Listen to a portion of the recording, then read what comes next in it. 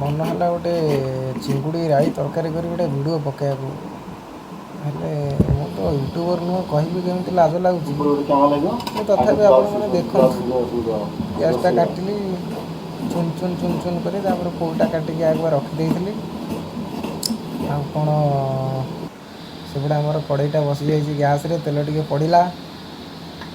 ତେଲ ପଡ଼ିଲା ପରେ ଟିକେ ପଞ୍ଚୁ ଫୁଟଣ ଟିକେ ପଡ଼ିଲା, ତାପରେ ଥାଳିରେ ତ ସବୁ କଟା ହେଇକି ଥୁଆ ହେଇଛି। ଲଙ୍କା ଟିକେ କାଟିଲି, ଲଙ୍କା ଟିକେ କାଟିଲା ପରେ ତେଲରେ ଯେଉଁ ପଞ୍ଚୁ ଫୁଟଣ ପଡ଼ିଥିଲା ତାକୁ ଟିକେ ତା ଦେହରେ ଟିକେ ଲଙ୍କା ମାରିଦେବା,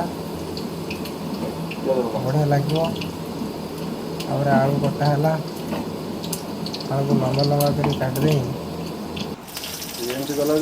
ପିଆଜଟା ତେଲରେ ପଡ଼ିଲା, ତାପରେ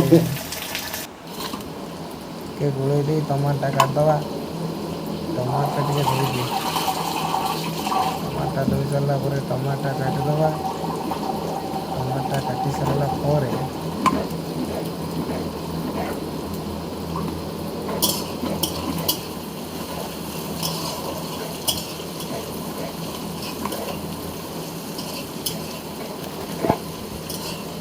ତାପରେ ଆମର ଚିଙ୍ଗୁଡ଼ିଟାକୁ ଟିକେ ମିଶାଇ ଦେବା। ହଳଦୀ ପଡ଼ିଥିଲା ଚିଙ୍ଗୁଡ଼ିରେ, ଚିଙ୍ଗୁଡ଼ିଟା ଟିକେ ଗୋଟେ ଜାଗାକୁ ଖାଲି କରିଦେଲି।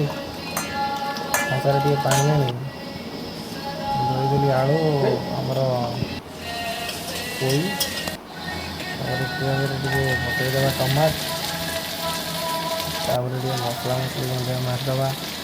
ଜିଞ୍ଜର ଗାର୍ଲିକ୍ ପାଉଡ଼ର ପେଷ୍ଟଟା ଟିକେ ଗୋଳେଇ ଦେଇ ତାପରେ ଟିକେ ଲୁଣ ପକାଇ ମସଲା ମସଲି ଟିକେ ପକାଇଦେବା। ତାପରେ ଟିକେ ଗୋଳେଇ ଦେବା। ତାପରେ ଚିଙ୍ଗୁଡ଼ିଟାକୁ ପକାଇଦେଲି ଏଇଥିରେ, ଟିକେ କଷି ସାରିଲା ପରେ ପକାଇବା କଥା, ଏଇଥିରେ ପକାଇଦେଲି। କଞ୍ଚା ଚିଙ୍ଗୁଡ଼ି ପଡ଼ିଲା, ଭଜା ହେଇନି। ତାପରେ ଆଳୁ ଟିକେ ପଡ଼ିଗଲା, ତାପରେ ପୋଇଟା ଟିକେ ପକାଇଦେବା। ପୋଇ ପତ୍ର ଗୋଟେ ଦୁଇଟା ପଡ଼ିଛି, ତାପରେ ପୋଇ ବି ପଡ଼ିଛି, ବଢ଼ିଆ ଲାଗିବ, ବାସ୍ନାଟା ହେବ। ଟିକେ ଗୋଳେଇ ଦେବା, ବାସ୍ନାଟା ବି ବଢ଼ିଆ ଆସୁଛି। କଞ୍ଚା ମାଛ ପଡ଼ୁଛି, ସିଝିଗଲା। ତରକାରୀ ଏଣ୍ଡ ଜୟ ଜଗନ୍ନାଥ।